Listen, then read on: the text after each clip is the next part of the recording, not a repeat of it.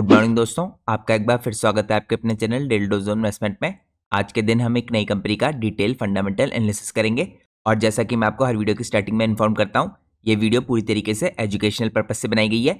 इसलिए हम अपनी किसी भी वीडियो में स्टॉक के प्राइस के ऊपर कोई भी डिस्कशन नहीं करते हैं। जितनी भी इन्फॉर्मेशन मैं आपके साथ शेयर करने वाला हूँ इस वीडियो में, ये सारी इन्फॉर्मेशन पब्लिकली अवेलेबल है। यहाँ पे हमने कंपनी की वेबसाइट का इस्तेमाल किया है इस इन्फॉर्मेशन को आपको प्रोवाइड करने के लिए। इसके अलावा यहाँ पे जो मैनेजमेंट की कमेंट्री है, अर्निंग कॉल्स है, या कंपनी जो फाइलिंग करती है एक्सचेंजेस को, उन सब के थ्रू भी मैं आपको इस तरह की इंपॉर्टेंट इन्फॉर्मेशन प्रोवाइड करता हूँ। तो हमारी सारी वीडियोस कंपनीज के बिजनेस को डिटेल में डिस्कस करती हैं। यहाँ पे किसी प्रकार का हम कोई भी रिकमेंडेशन नहीं देते हैं। तो अगर आप लोग को दोस्तों मार्केट में कोई भी डिसीजन लेना है तो आप सब लोग को अपने फाइनेंशियल एडवाइजर से कंसल्ट करना बहुत जरूरी है। क्योंकि अगर आप किसी के भी रैंडम रिकमेंडेशन पे मार्केट में अपने डिसीजन लेंगे तो आपको मार्केट में हैवी लॉस उठाना पड़ सकता है। और जैसा मैंने आपको बताया, हम यहाँ पे सिर्फ कंपनी के बिजनेस के ऊपर डिस्कशन करते हैं। हम यहाँ पे कंपनी के प्राइस के ऊपर कोई भी डिस्कशन नहीं करते हैं। तो मैं चाहता हूँ पूरी वीडियो लास्ट तक देखिए, जिससे आपसे कोई भी इंपॉर्टेंट डिटेल मिस आउट ना हो। इसके साथ साथ दोस्तों, अगर आप लोग चैनल पे पहली बार आए हैं तो प्लीज़ चैनल को सब्सक्राइब कीजिए और वीडियो को लाइक कीजिए। अगर आप लोग की कोई भी इंपॉर्टेंट क्वेरी होती है तो आप लोग मेरा जनरल टेलीग्राम चैनल ज्वाइन कर सकते हैं। मेरे जनरल टेलीग्राम चैनल का लिंक आपको हर वीडियो के नीचे डिस्क्रिप्शन में देखने को मिल जाएगा। इसके साथ साथ दोस्तों, अगर आप लोग को चैनल की मेंबरशिप लेनी है तो आप लोग को सिंपली यहाँ पे ज्वाइन बटन पे क्लिक करना है। जैसे ही आप लोग ज्वाइन बटन पे क्लिक करेंगे, इसके अंदर आपको अलग अलग टायर्स की मेंबरशिप देखने को मिलेगी। आप इसमें से कोई सी मेंबरशिप सेलेक्ट कर सकते हैं। यहाँ पे दोस्तों आपके पास 4 इंपॉर्टेंट ऑप्शंस हैं: beginners, first timer, gold investor और प्लेटिनम इन्वेस्टर। आप इसमें से कोई सी भी इंपॉर्टेंट मेंबरशिप सेलेक्ट कर सकते हैं। आप जैसी मेंबरशिप पे क्लिक करेंगे, आपको हर मेंबरशिप के यहाँ पे जो एडवांटेज है वो देखने को मिलेंगी। तो ये तो दोस्तों मैंने आपको बताया कितने तरह की मेंबरशिप है। यहाँ पे एक और इंपॉर्टेंट इन्फॉर्मेशन आपके लिए जानना जरूरी है। इनमें से आप कोई सी मेंबरशिप लेंगे, आप सब लोग को यहाँ पे 2 खास एडवांटेज मिलेंगी। सबसे पहली एडवांटेज तो ये होगी कि चैनल की मेंबरशिप लेते ही आप लोग को अपनी स्क्रीन में यहाँ पे मेंबरशिप टैब देखने को मिलेगा। जैसे ही आप लोग इस मेंबरशिप टैब के अंदर क्लिक करेंगे, आपको इसके अंदर कुछ इंपॉर्टेंट कंपनीज के ऊपर डिटेल फंडामेंटल एनालिसिस की वीडियो देखने को मिलेंगी। जैसा दोस्तों मैंने आपको बताया, ये वीडियो एक्सक्लूसिवली मैं अपने यूट्यूब चैनल के मेंबर्स के लिए पोस्ट करता हूँ और ये वीडियो सिर्फ चैनल के मेंबर्स को देखने को मिलती हैं। यहाँ पे भी दोस्तों हम कंपनीज के बिजनेस के ऊपर डिस्कशन करते हैं। यहाँ पे हम कंपनी के प्राइस के ऊपर कोई भी डिस्कशन नहीं करते हैं, ना ही हम किसी प्रकार का रिकमेंडेशन देते हैं। तो अगर आपको कंपनी के बिजनेस के बारे में, इनकी इनर वर्किंग के बारे में समझना है तो आप लोग चैनल की मेंबरशिप लेके इन कंपनीज के बिजनेसेस को समझ सकते हैं। रिसेंटली दोस्तों मैंने आपके साथ एक इंपॉर्टेंट पावर कंपनी के ऊपर एक डिटेल फंडामेंटल एनालिसिस की वीडियो शेयर की थी, तो आप उस वीडियो को भी चेकआउट कर सकते हैं। काफ़ी लंबी वीडियो है, 40 मिनट के आसपास की। उसमें मैंने कंपनी के बिजनेस को काफ़ी अच्छी तरीके से डिस्कस किया है। इसके अलावा आपको पहले भी पोस्ट की गई काफ़ी इंपॉर्टेंट वीडियोस देखने को मिलेंगे इसके अंदर। आप सब लोग वो वीडियोस भी चेकआउट कर सकते हैं। तो ये तो दोस्तों सबसे पहली एडवांटेज है यहाँ पे चैनल की मेंबरशिप लेने की। इसके अलावा चैनल के मेंबर्स को एक और एडवांटेज मिलेगी, आप लोग को मेरा स्पेशल टेलीग्राम चैनल ज्वाइन करने का मौका मिलेगा। तो अगर आप लोग मेरा members only Telegram channel join करना चाहते हैं तो चैनल की मेंबरशिप लेने के बाद आप सब लोग को पोस्ट पे क्लिक करना है। जैसे ही आप लोग पोस्ट पे क्लिक करेंगे, इसके अंदर आपको सबसे पहला लिंक मेरे इसी स्पेशल टेलीग्राम चैनल का मिलेगा।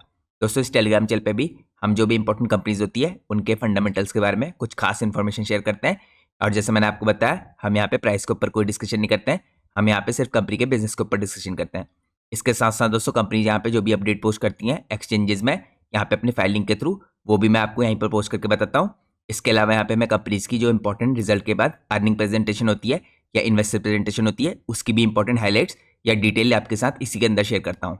तो अगर आप यहाँ पे इस टेलीग्राम चैनल को ज्वाइन करेंगे, जो स्पेशल टेलीग्राम चैनल है, तो आप इस तरह की इंपॉर्टेंट कंपनीज के ऊपर जो क्विक अपडेट्स होती हैं इनको रेगुलरली जान सकते हैं। इसके अलावा दोस्तों मैं आप लोग के साथ कई इंपॉर्टेंट इंडस्ट्रीज के एनालिसिस भी पोस्ट करता हूँ, तो आप उन एनालिसिस को भी चेकआउट कर सकते हैं यहाँ पे मेंबर्स ओनली टेलीग्राम चैनल को ज्वाइन करके। तो ये तो दोस्तों कुछ खास प्रिविलेजेस हैं जो मैंने आपको चेकआउट कराई, जो यहाँ पे चैनल के मेंबर्स को देखने को मिलेंगी। इसके अलावा पिछले कुछ दिनों में मैंने आपके लिए काफ़ी इंपॉर्टेंट इंडस्ट्रीज के ऊपर एनालिसिस की वीडियो पोस्ट की हैं, तो यहाँ पे दोस्तों अगर आप चेकआउट करें, सबसे पहले मैंने आपके लिए यहाँ पे 2 दिनों पहले जो करंटली यहाँ पे ट्रेड वॉर चल रही है, जिसका इंपैक्ट आपको देखने को मिल रहा है इस टाइम पे टैरिफ्स का, इंडिया के अंदर, चाइना के अंदर या यूएस के अंदर, इसके ऊपर भी एक इंपॉर्टेंट वीडियो पोस्ट किया है। इस वीडियो के अंदर भी दोस्तों मेनली मैंने आपके साथ डिस्कस किया है कि कौन सी इंडस्ट्री में कैसे इंपैक्ट पड़ सकता है, और ये डिस्कशन सिर्फ इंडिया के कॉन्टेक्स्ट में है। इसके अलावा दोस्तों मैंने आपके लिए लास्ट वीक टेलीकॉम इंडस्ट्री के ऊपर भी एक डिटेल एनालिसिस की वीडियो पोस्ट की थी।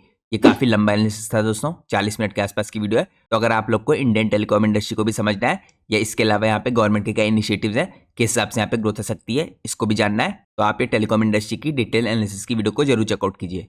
इसके अलावा मैंने आपके लिए 10-12 दिनों पहले एक और इंपॉर्टेंट वीडियो पोस्ट की थी, जिसमें मैंने आप लोग के साथ 10 इंपॉर्टेंट कंपनीज की फंडामेंटल डिटेल शेयर की थी, और मैंने आपको कहा था कि आप इन कंपनीज को स्टडी कर सकते हैं। तो मैं उम्मीद करता हूँ आप लोगों ने इस वीडियो को भी चेकआउट किया होगा। तो ये तो दोस्तों चैनल के बारे में कुछ बेसिक डिटेल थी। यहाँ पे रिसेंटली हमने जो पोस्ट किया थी इंपॉर्टेंट वीडियोस, उनके बारे में डिटेल थी। अब मैं आपको सीधे लेके चलता हूँ आज के हमारी इंपॉर्टेंट कंपनी के डिटेल एनालिसिस में।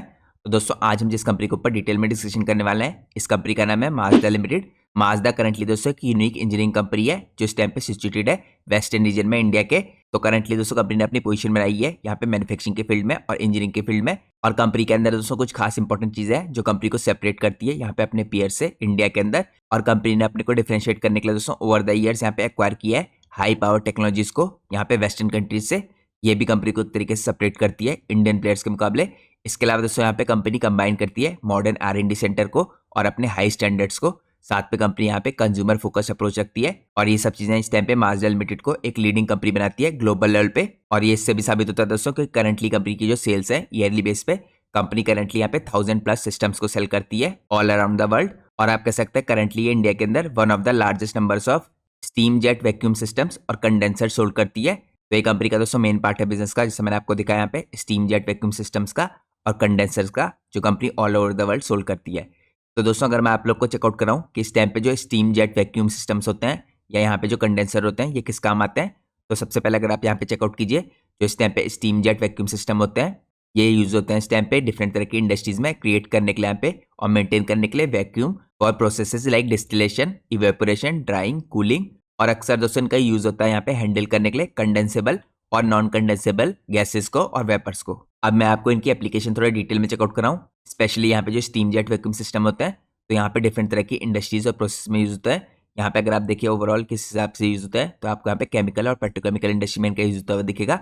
इसके अलावा पावर प्लांट्स के अंदर इनका यूज होता है, फूड और बेवरेजेस इंडस्ट्री में यूज होता है, पल्प और पेपर की इंडस्ट्री के अंदर यूज होता है, स्टील इंडस्ट्री में इनका यूज होता है, फार्मास्यूटिकल इंडस्ट्री में यूज होता है, ऑयल एंड गैस इंडस्ट्री में यूज होता है और अदर एप्लीकेशन होती हैं जैसे बेकरी ओवन हो गया, ड्रम डायर्स हो गया, फर्टिलाइजर्स प्लांट हो गए, एडिबल ऑयल प्रोडक्शन हो गया या थर्मल कंप्रेसर्स हो गए, इसके अंदर भी इसका यूज होता है।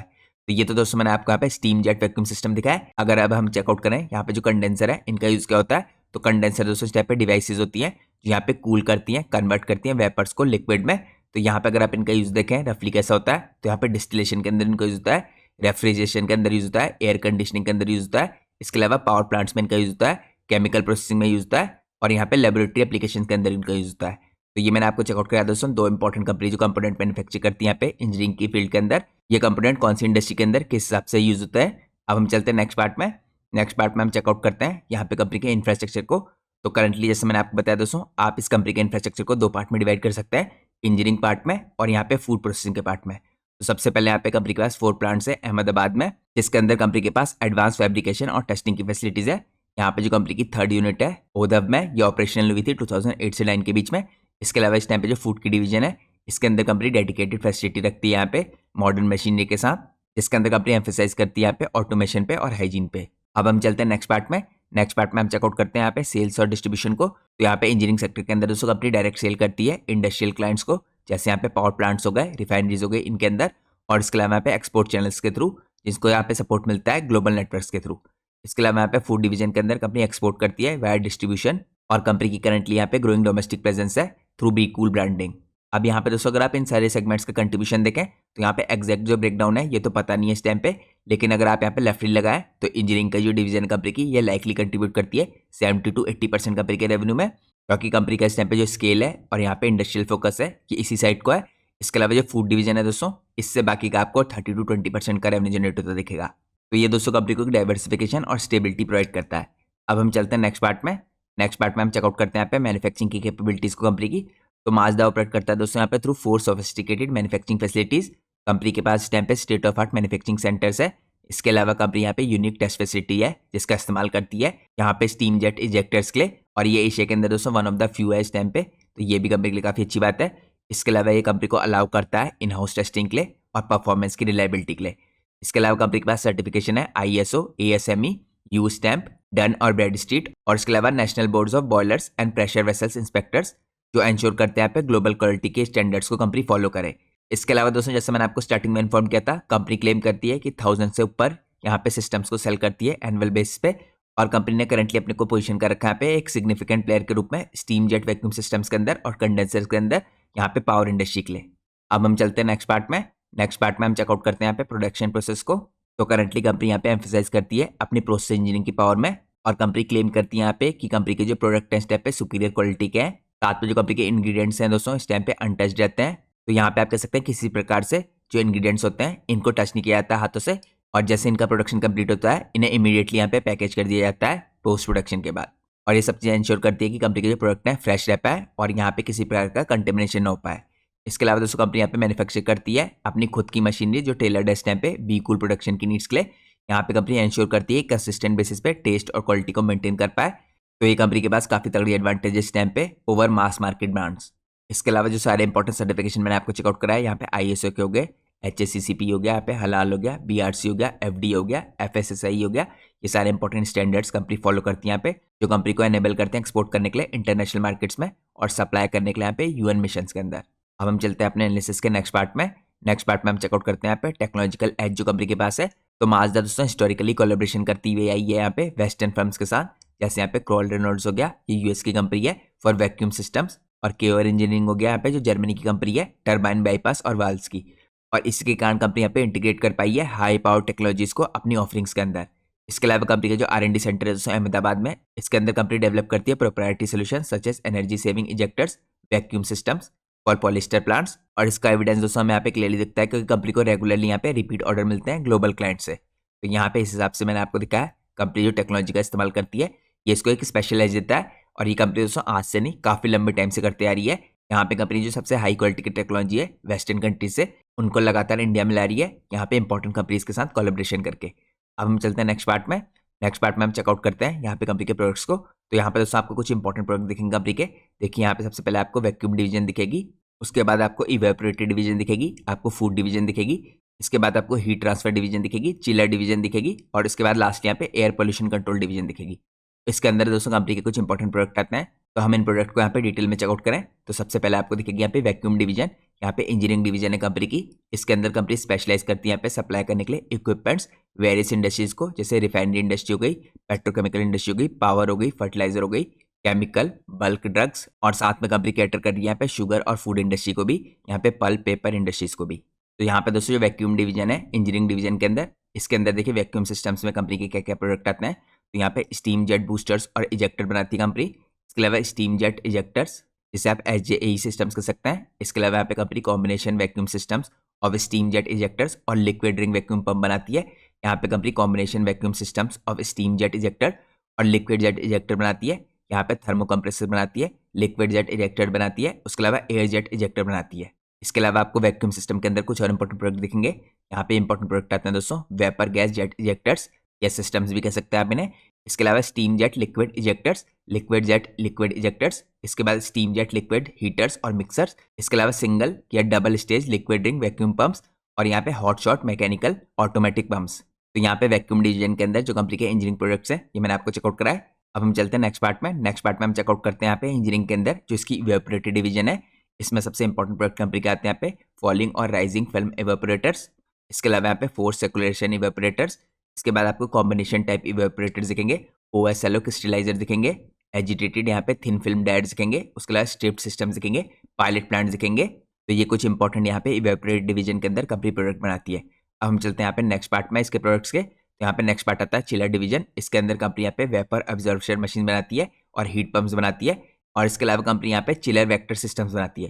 तो यहाँ पे थर्ड डिवीजन है कंपनी की चिलर डिवीजन, जिसके अंदर कंपनी इंपॉर्टेंट प्रोडक्ट बना रही है। अब हम चलते हैं नेक्स्ट पार्ट में। यहाँ पे अगर आप देखें जो नेक्स्ट पार्ट आता है हीट ट्रांसफर डिवीजन का आता है। इसके अंदर भी कंपनी कुछ इंपॉर्टेंट पार्ट्स बनाती है। तो कंपनी इसके अंदर उससे यहाँ पे ऑफर करता है complete range of equipment power plants के लिए। इसके अंदर इंक्लूडेड है यहाँ पे steam surface condenser, complete condensing systems, ejector vacuum systems, gland system condenser. इसके अलावा यहाँ पे फैन भी होता है, इसके साथ इजेक्टर होता है, लो प्रेशर इस टाइम पे फीड वाटर जो हीटर होते हैं ये भी बनाती है कंपनी, हाई प्रेशर यहाँ पे जो फीड वाटर हीटर होते हैं ये बनाती है, ऑयल कूलर्स बनाती है, डम ट्यूब्स बनाती है, जेल और ट्यूब हीट एक्सचेंजर्स बनाती है, फ्लैश टैंक्स बनाती है, प्रेशर वेसल्स बनाती है। तो इस तरह के इंपॉर्टेंट कंपनी प्रोडक्ट बनाती है हीट ट्रांसफर डिवीजन के अंदर। और ये सारे इंपॉर्टेंट प्रोडक्ट का दोस्तों यूज होता है डिफरेंट तरह की इंडस्ट्रीज में। अब यहाँ पे अगर आप देखें इनकी डिमांड लगातार बढ़ी है कौन कौन सी इंडस्ट्रीज के अंदर, तो यहाँ पे सारी इंपॉर्टेंट इंडस्ट्रीज प्रोवाइड कर रखी है दोस्तों इन्होंने। तो यहाँ पे आपको सबसे पहले इंडस्ट्री दिखेगी बायोमास की, यहाँ पे आपको पाम ऑयल दिखेगा, शुगर दिखेगा, पल्प और पेपर दिखेगा और मेटल दिखेगा। इसके अलावा ऑयल एंड गैस इंडस्ट्री को कंपनी सर्व करी है, पेट्रोकेमिकल इंडस्ट्री को सर्व करी है। ये सारे इंपॉर्टेंट प्रोडक्ट यहाँ पे कैप्टिव पावर प्लांट्स के अंदर दे रही है प्रोडक्ट। इसके बाद आपको यहाँ पे कोग्नरेशन दिखेगा, जियोथर्मल इंडस्ट्री दिखेगी, हीट रिकवरी दिखेगी और वाटर इंसिनरेशन प्लांट दिखेंगे। तो यहाँ पे कंपनी इस तरह के इंपॉर्टेंट हीट ट्रांसफर की डिवीजन के अंदर प्रोडक्ट बना रही है, जिनको यहाँ पे डिफरेंट डिफरेंट इंडस्ट्रीज के अंदर सेल कर रही है। अब हम चलते हैं नेक्स्ट पार्ट में। नेक्स्ट पार्ट आता है इसका एयर पोल्यूशन कंट्रोल डिवीजन का।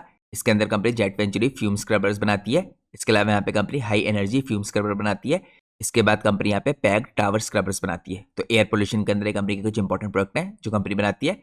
अब हम चलते हैं यहाँ पे नेक्स्ट डिवीजन में, जो यहाँ पे काफी इंपॉर्टेंट डिवीजन है, ये इसकी फूड वाली डिवीजन है। तो फूड डिवीजन के अंदर दोस्तों आप यहाँ पे काफी इंपॉर्टेंट पार्ट्स में डिवाइड कर सकते हैं। सबसे पहला पार्ट तो इसका आता है यहाँ पे इंस्टेंट ड्रिंक और पाउडर्स, जिसके अंदर कंपनी मैन्युफैक्चर करती है। इसके अंदर काफी डिफरेंट तरह के फ्लेवर्स है जिसके कंपनी प्रोडक्ट बनाती है, जिसके अंदर यहाँ पे फ्लेवर्स इंक्लूडेड है। मैंगो हो गया, जैसे पाइनएप्पल, लेमन, ऑरेंज और मिक्स वेरिएंट्स हो गए। तो यहाँ पे कंपनी मार्केट करती है इंस्टेंट एनर्जी और टेस्ट के लिए इनको। इसके अलावा कंपनी की यहाँ पे जो इंपॉर्टेंट प्रोडक्ट है ये फूड कलर्स के अंदर आते हैं। ये अवेलेबल है यहाँ पे लिक्विड फॉर्म में, पाउडर फॉर्म में, और इनका इस्तेमाल होता है यहाँ पे फूड और बेवरेजेस इंडस्ट्री के अंदर। इसके अलावा कंपनी यहाँ पे फूड जेम्स बनाती है डिफरेंट तरह के फ्लेवर्स में। इसके अलावा कंपनी यहाँ पे फ्लेवरिंग एसेंसेस बनाती है, जो यहाँ पे एनहांस करती है फूड को और ड्रिंक्स को। इसके अलावा कंपनी यहाँ पे कुछ और भी इंपॉर्टेंट अदर आइटम्स बनाती है, जैसे मैंगो चटनी हो गई। इसके अलावा यहाँ पे आपको बेकिंग, कस्टर्ड और वेनिला पाउडर्स दिखेंगे, सॉसेस दिखेंगी जिसके अंदर सोया सॉस आती है, टमाटो केचप आता है, डिस्टिल विनेगर आता है। तो ये सारे प्रोडक्ट कंपनी ने इंट्रोड्यूस किए थे 2008 से 9 के बीच में। तो ये दोस्तों कंपनी की फूड वाली डिवीजन है जिसके अंदर कंपनी इतने इंपॉर्टेंट प्रोडक्ट्स को बनाती है। अब हम चलते हैं नेक्स्ट पार्ट में। नेक्स्ट पार्ट में हम चेकआउट करते हैं जिन इंपॉर्टेंट इंडस्ट्री को कंपनी सर्व करती है। तो यहाँ पे सबसे आपको मेन इंडस्ट्रीज दिखाता हूँ जिनके अंदर कंपनी सर्व करी है। तो यहाँ पे आपको पेट्रोकेमिकल की इंडस्ट्री दिखेगी, केमिकल और यहाँ पे पेस्टिसाइड्स की इंडस्ट्री दिखेगी, स्टील की इंडस्ट्री दिखेगी। इसके बाद आपको यहाँ पे पेट्रोकेमिकल रिफाइनरी की इंडस्ट्री दिखेगी।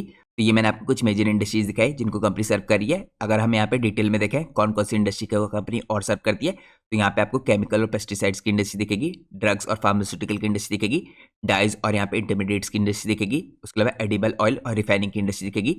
इसके अलावा इथेलाइन, ग्लाइकोल, एमईजी की इंडस्ट्री दिखेगी, फर्टिलाइजर इंडस्ट्री दिखेगी। उसके अलावा यहाँ पे पेट्रोकेमिकल रिफाइनिंग की इंडस्ट्री को कंपनी सर्व करती हुई दिख रही है, पेट्रोकेमिकल की इंडस्ट्री को सर्व करती हुई दिख रही है, पावर इंडस्ट्री को सर्व करी है, स्टील इंडस्ट्री को सर्व करी है और वेजिटेबल ऑयल की इंडस्ट्री को सर्व करी है। तो ये मैंने आपको दिखाया कितनी डिफरेंट इंडस्ट्री को कंपनी करंटली सर्व कर रही है। लेकिन जो मैंने आपको स्टार्टिंग में दिखाया था वो सारी मेजर इंडस्ट्रीज हैं जिनके अंदर कंपनी का मेनली यहाँ पे कारोबार है। अब हम चलते हैं नेक्स्ट पार्ट में। नेक्स्ट पार्ट में हम चेकआउट करते हैं यहाँ पे इन इंडस्ट्रीज के अंदर कंपनी क्या क्या सर्व कर रही है। सबसे पहले अगर आप पावर इंडस्ट्री के अंदर देखें, जो सबसे मेन इंडस्ट्रीज है जहाँ पे कंपनी सर्व करी है, इसके अंदर कंपनी सप्लाई करी कंडेंसर और ये सब कंपनी सप्लाई करी है यहाँ पे थर्मल पावर प्लांट्स के लिए। इसके अलावा रिफाइनरीज और यहाँ पे पेट्रोकेमिकल इंडस्ट्री के अंदर कंपनी प्रोवाइड करी है इवेपोरेटर्स, वैक्यूम सिस्टम्स, प्रोसेसिंग के लिए यहाँ पे क्रूड ऑयल की और केमिकल्स की। इसके अलावा फर्टिलाइजर और केमिकल इंडस्ट्री के अंदर कंपनी यहाँ पे सपोर्ट करी है अमोनिया और यूरिया प्रोडक्शन को विद पॉल्यूशन कंट्रोल और वैक्यूम इक्विपमेंट्स। तो यहाँ पे जो पॉल्यूशन कंट्रोल और वैक्यूम इक्विपमेंट्स है कंपनी मैन्युफैक्चर करी है, जिससे यहाँ पे अमोनिया और यूरिया के प्रोडक्शन को और उनके पॉल्यूशन को यहाँ पे कंट्रोल किया जा रहा है। इसके बाद यहाँ पे फार्मास्यूटिकल इंडस्ट्री के अंदर कंपनी स्पेशलाइज करती है सिस्टम्स में फॉर बल्क ड्रग मैन्युफैक्चरिंग। तो ये मैंने आपको मेजर इंडस्ट्री दिखाई जिनको करंटली कंपनी यहाँ पे सर्व करती हुई दिख रही है, और इन इंडस्ट्रीज के अंदर भी स्पेसिफिकली कंपनी क्या बना रही है। यहाँ पे दोस्तों अगर आप देखें कंपनी करंटली एक्सपोर्ट कर रही है 40 कंट्रीज को, जिसके अंदर इंक्लूडेड है यहाँ पे यूएसए और यूरोप। और यहाँ पे नोटेबल इंस्टॉलेशन कंपनी ने किया है पॉलिएस्टर प्लांट्स के ग्लोबल लेवल पे भी काफी बड़े बड़े मेजर क्लाइंट्स को, जिसके अंदर रिलायंस इंडस्ट्रीज आती है और IOCL आती है पानीपत के अंदर। तो ये कंपनी के कुछ इंपॉर्टेंट इंस्टॉलेशन है बड़ी कंपनीज के अंदर जो कंपनी ने किए हैं। अब हम चलते हैं नेक्स्ट पार्ट में। नेक्स्ट पार्ट में हम चेकआउट करते हैं स्ट्रेटेजिक हाईलाइट्स को। तो ग्लोबल प्रेजेंस अगर कंपनी की देखें दोस्तों, तो कंपनी एक्सपोर्ट करती है करीबन यहाँ पे 40+ कंट्रीज में। तो एक क्लियरली दिखाता है यहाँ पे माजदा इंटरनेशनल काफी शानदार तरीके से इंटरनेशनल कम्पिटिटिवनेस रखती है, और यहाँ पे कंपनी बैलेंस करती है इंडिया की अपनी इंडस्ट्रियल ग्रोथ को भी इसके साथ ओवरसीज डिमांड के साथ। इसके अलावा जैसे मैंने आपको दिखाया कंपनी यहाँ पे इनोवेशन में भी काफी हाई है। तो कंपनी ने अपने R&D प्लांट के थ्रू काफी इंपॉर्टेंट इनोवेशन किए हैं। यहाँ पे दोस्तों कंपनी की जो प्रोप्राइटरी वैक्यूम सिस्टम्स और यहाँ पे कस्टम फूड मशीनरी है, ये रिफ्लेक्ट करती है कंपनी के कमिटमेंट को यहाँ पे प्रोसेस इंजीनियरिंग इंडस्ट्री के अंदर। इसके अलावा दोस्तों कंपनी यहाँ पे लगातार देखिए सस्टेनेबिलिटी पे फोकस करी है पॉल्यूशन कंट्रोल इक्विपमेंट्स के अंदर, जो अलाइन करते हैं कंपनी के यहाँ पे ESG स्टैंडर्ड्स को। इसके अलावा कंपनी के काफी बड़े क्लाइंट्स जो यहाँ पे दिखेंगे आपको RIL और IOCL के साथ काफी बड़े मेजर कॉन्ट्रैक्ट्स हैं, जो यहाँ पे सिग्नल करते हैं कि इन बड़ी कंपनीज को किस हिसाब से ट्रस्ट है यहाँ पे माजदा लिमिटेड के ऊपर। इसके अलावा कंपनी ने काफी बड़े तरीके से ग्लोबल लेवल पे भी पॉलिएस्टर प्लांट्स को इंस्टॉल किया है, तो ये भी कंपनी के लिए काफी बड़ा अचीवमेंट है। तो ये स्ट्रेटेजिकली कंपनी ने अपने को काफी बड़े तरीके से पोजिशन किया है। अब हम चलते हैं नेक्स्ट पार्ट में। नेक्स्ट पार्ट में हम चेकआउट करते हैं जो चैलेंजेस और रिस्क आपको देखने को मिल सकते हैं। तो यहाँ पे सेगमेंट की डिपेंडेंस आपको देखने को मिलेगी दोस्तों। यहाँ पे कंपनी हैविली रिलाई करती है इस टाइम पे इंजीनियरिंग पे, तो ये कंपनी को एक्सपोज कर सकता है यहाँ पे इंडस्ट्रियल सिक्लिकलिटी को लेके। लेकिन कंपनीज को मिटिगेट करने के लिए यहाँ पे फूड इंडस्ट्री की तरफ को फोकस करिए। तभी मैंने आपको चेकआउट कराया जो कंपनी की फूड की डिवीजन है यहाँ पे 20 to 30% कंट्रीब्यूट करी है कंपनी के रेवेन्यू में। इसके अलावा दोस्तों कंपनी को लगातार देखिए यहाँ पे कंपटीशन भी फेस करना पड़ा है बिगर इंजीनियरिंग फर्म्स के साथ, जो यहाँ पे मास मार्केट FMCG कंपनीज है इनके साथ, स्पेशली यहाँ पे फूड डिवीजन के अंदर। इसके अलावा दोस्तों कंपनी के पास यहाँ पे स्केल का भी लिमिटेशन है, क्योंकि इस टाइम पे कंपनी एक माइक्रो कैप कंपनी है, काफी छोटी सी कंपनी है, 500 करोड़ के आसपास की इसकी मार्केट कैप है। तो माजदा इसके कारण यहाँ पे लैग करता है स्केल में अपने लार्जर पीयर्स के मुकाबले, जैसे यहाँ पे फोर्ब्स एंड कंपनी हो गई। तो ये सब चीजें यहाँ पे लिमिट कर सकती हैं कंपनी की बार्गेनिंग पावर को। लेकिन वैसे दोस्तों यहाँ पे हम माइक्रो कैप कंपनीज को जनरली कंपेयर नहीं कर सकते बड़े साइज की कंपनी से, तो हम यहाँ पे एक छोटी कंपनी के मुकाबले ही देखेंगे इस कंपनी को। अब हम चलते हैं नेक्स्ट पार्ट में। नेक्स्ट पार्ट में हम चेकआउट करते हैं कंपनी के फाइनेंशियल्स को। तो सबसे पहले दोस्तों अगर आप देखें कंपनी ने दिसंबर 2024 में कैसे परफॉर्म किया था, यानी क्वार्टर 3 में, तो यहाँ पे कंपनी की सेल्स 46.78 करोड़ की थी। अगर आप इससे पहले चेकआउट कीजिए कंपनी यहाँ पे दिसंबर 23 में कैसे परफॉर्म किया था, तो दिसंबर 23 के मुकाबले कंपनी की जो आपको ईयर ऑन ईयर बेसिस पे सेल्स है ये थोड़ी डाउन जाती हुई दिखी है 53.97 करोड़ से 46.78 करोड़। लेकिन यहाँ पर दोस्तों अगर आप कंपनी के ऑपरेटिंग प्रॉफिट मार्जिन देखें तो ऑपरेटिंग प्रॉफिट मार्जिन यहाँ पे 18.99% से बढ़ के 22% जाते हुए दिख रहे हैं। तो यहाँ पे दोस्तों ये सब चीज़ें आपको बताती हैं कि यहाँ पे कंपनी के मार्जिन में लगातार इंप्रूवमेंट आ रहा है। इसके अलावा दोस्तों अगर आप यहाँ पे चेकआउट कीजिए, स्पेशली दोस्तों यहाँ पे आपको कंपनी के ऑपरेटिंग प्रॉफिट मार्जिन में जून 2024 के क्वार्टर में यहाँ पे डिक्लाइन आता हुआ दिखा है। यहाँ पे देखिए 21% से कंपनी के ऑपरेटिंग प्रॉफिट मार्जिन घट के यहाँ पे करीबन 4.76% के होते, फिर यहाँ पे दोबारा से इंक्रीज आने लग गया था, ये 4.76% से आपको 15.83% जाते हुए दिखे थे। और यहाँ पे आपको करंटली सितंबर से दोबारा से इंक्रीज आता हुआ दिख रहा है। और कंपनी के करंटली जो ऑपरेटिंग प्रॉफिट मार्जिन है अभी तक के हाईएस्ट जा चुके हैं पिछले कुछ सालों में 22.85% के आसपास। अब मैं आपको चेकआउट कराता हूँ कंपनी का ईयर ऑन ईयर बेस पे परफॉर्मेंस कैसा रहा है। तो यहाँ पे दोस्तों अगर आप चेकआउट कीजिए कंपनी काफी बड़े तरीके से अपनी सेल्स को इंक्रीज कर पा रही है ओवर द ईयर्स। यहाँ पे इनिशियली कंपनी की सेल्स में डिप आया था पेंडेमिक के बाद, 180 करोड़ से 152 करोड़ की कंपनी की सेल्स हो गई थी। इसके बाद आपको ग्रेजुअल इंक्रीज आता दिखा है 165 करोड़, 192 करोड़, 225 करोड़। यहाँ पे टेलिंग 12 मंथ के बेस पे कंपनी की सेल्स यहाँ पे 197 करोड़ की हो चुकी है। इसके अलावा यहाँ पे ऑपरेटिंग प्रॉफिट मार्जिन अगर आप देखें दोस्तों तो यहाँ पे 12 से 13% के आसपास और 14% के आसपास स्टेबलाइज कर रहे थे 22 तक। इसके बाद यहाँ पे कंपनी के प्रॉफिट मार्जिन लगातार इंक्रीज हो रहे हैं, यहाँ पे 16%, 17%, 20% और यहाँ पे 18% के आसपास हुए थे। और ट्रेलिंग 12 मंथ के बेस पे भी आपको 17% दिख रहा है। यहाँ पे दोस्तों मैंने आपको दिखाया था जैसे जून के आसपास कंपनी के मार्जिन 4% रहते, तो उसकी वजह से यहाँ पे जो टोटल ट्रेलिंग 12 मंथ के मार्जिन है इन पे असर पड़ा है, 17% दिखा रहा है। लेकिन ओवरऑल अगर आप देखें यहाँ पे जो 12, 13, 14% के मार्जिन रहते थे ये करंटली यहाँ पे 17 to 18% के आसपास जाते हुए दिख रहे हैं आपको लगातार, जिसके कारण आपको कंपनी के प्रॉफिट में भी इंक्रीज आता दिखेगा। अगर आप यहाँ पे ईयर ऑन ईयर बेस पे कंपनी के प्रॉफिट में परफॉर्मेंस देखें तो यहाँ पे कंपनी के देखिए पेंडेमिक के बाद जो डिक्लाइन आया था इसके बाद लगातार कंपनी के प्रॉफिट बढ़ाए 16 करोड़ से 21 करोड़, फिर 27 करोड़, 32 करोड़ और यहाँ पे टेलिंग 12 मंथ के बेस पे भी 29 करोड़ हो चुके हैं।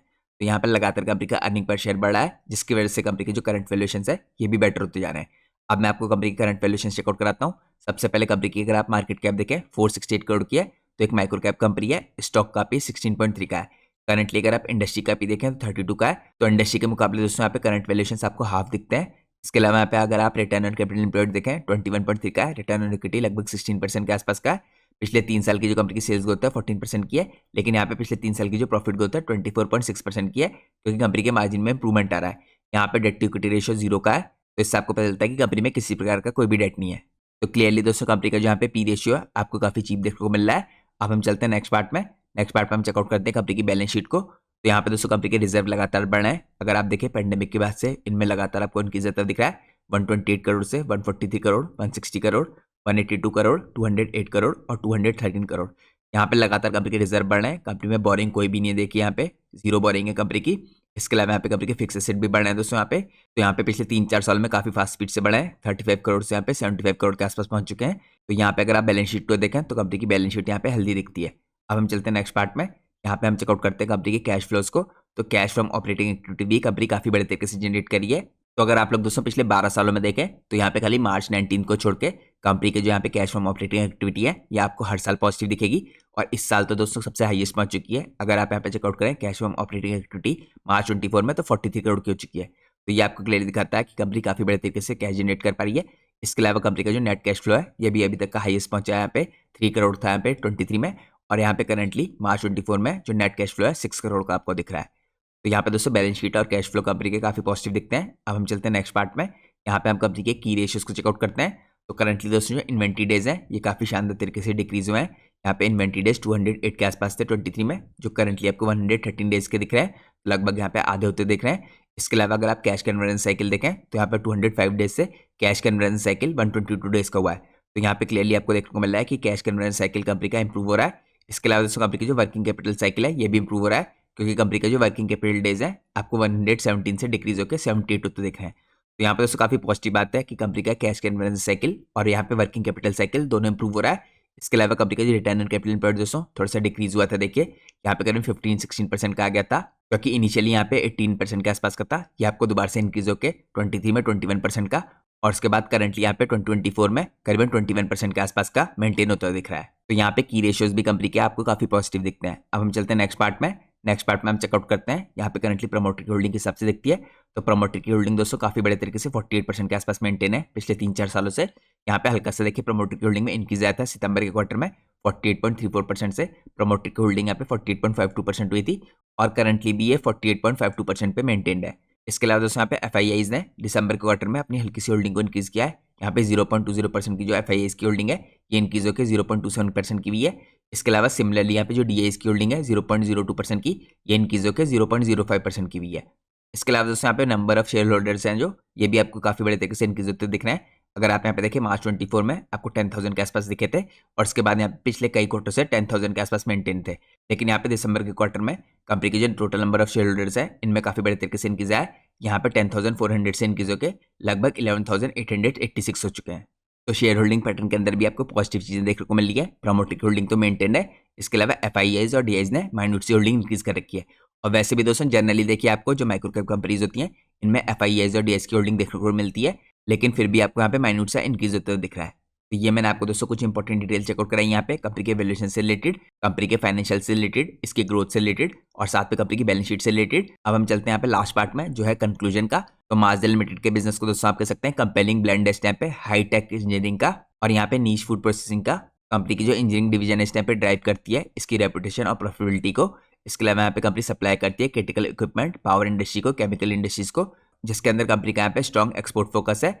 इसके अलावा कंपनी की जो फूड डिवीजन है इस टाइम पे जिसकी ब्रांड यहाँ पे बी कूल, यह भी सिमिलर है, लेकिन यहाँ पे लेवरेज करती है माजदा की इस टाइम पे जो प्रोसेस एक्सपर्टीज है इसको। और कंपनी यहाँ पे कार्व करी है अपने लिए काफी बड़े तरीके से ग्लोबल लेवल पे एक एफएमसीजी मार्केट। और जैसा मैंने आपको इससे पहले चेकआउट कराया कंपनी में किसी प्रकार का कोई डेट नहीं है। यहाँ पे ऑपरेशनल एफिशिएंसी कंपनी काफी स्ट्रॉन्ग है, कंपनी के रिजर्व काफी स्ट्रॉन्ग है, और कंपनी यहाँ पे मॉडरेट स्पीड से ग्रोथ करके दिखा रही है कॉम्पिटिटिव लैंडस्केप के अंदर। तो आप लोग कह सकते हैं करंटली माजदा इस टाइम पे एक स्पेशलाइज प्लेयर है इस स्पेसिफिक इंडस्ट्री के अंदर।